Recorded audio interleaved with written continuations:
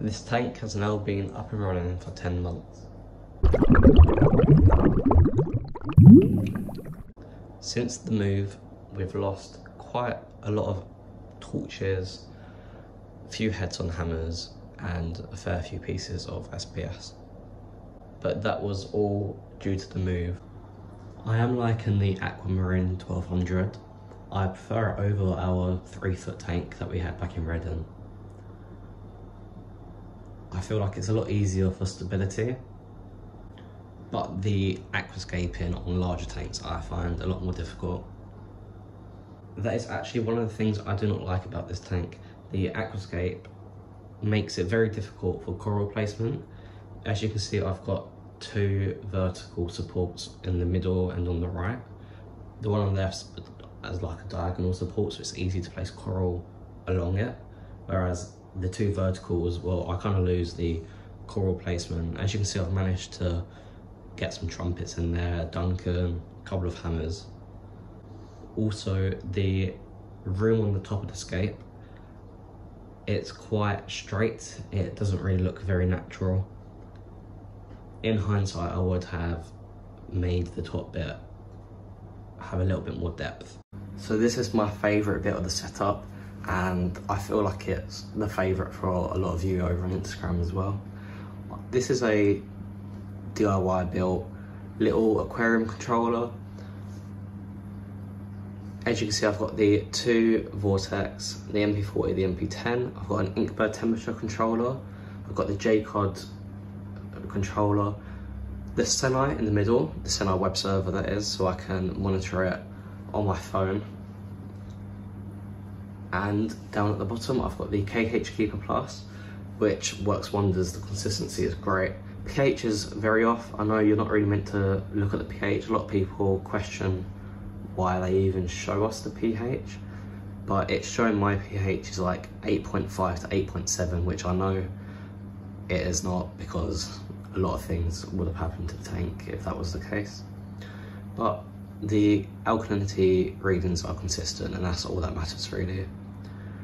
The 2 bottles to the left here, that's the reagent container and the waste container.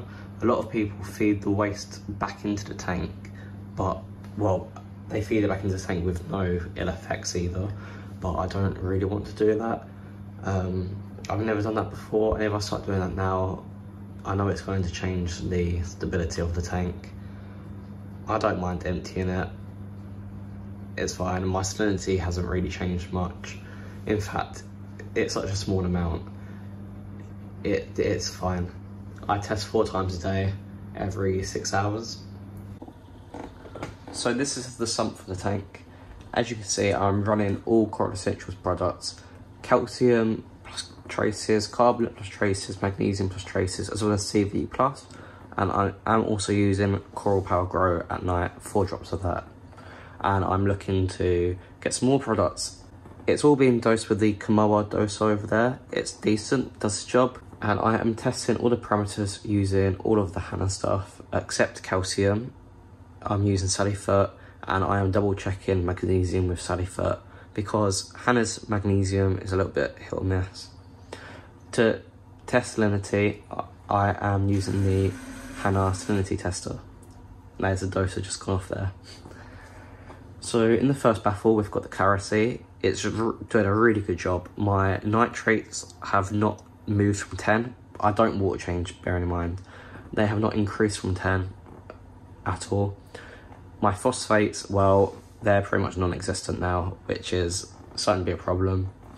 In the second baffle, I've got the Nios 160 with a bag of carbon just running passively. In the third baffle, I've got the J-Cod return pump. That's fed through the Vecton Titan UV concealant on the right, and that's helped me so much recently. I've had algae blooms, which that's just cleared it up. I've had ick in the tank from the powder blue, and I reckon without that UV, it would have been a lot worse. All the water is running through it very slowly to increase the contact time, so I know that it's very effective.